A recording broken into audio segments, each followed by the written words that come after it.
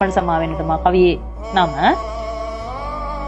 මම ආත්ම විශ්වාස කරන්නේ නෑ තමයි. ඒත් බැරි වෙලාවත් තව ආත්මයක් හම්බුනොතින් අපිට පුළුවන් වෙයිද ඒ ආත්මෙදිත් හම්බෙන්න. මම පොරොන්දු වෙනවා ඒ ආත්මෙදි නම් මේ ආත්මෙදි වගේ නොවී ඉන්න.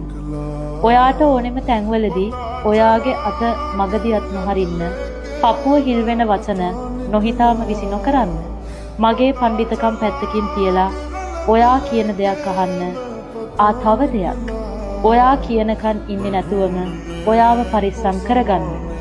හැබැයි ඉඩක් නැත්තෙමත් නෑ නේද?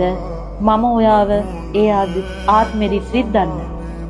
එක්කෝ අපි ආයෙ මුණ ගැහෙන්න ඕන නෑ. මේ යන විදියටම යන්න ඉඩ දෙන්න. හැබැයි එක දෙයක් කොහේ කොතනක හිටියත් කමක් නෑ. ඔයා සතුටින් ඉන්න.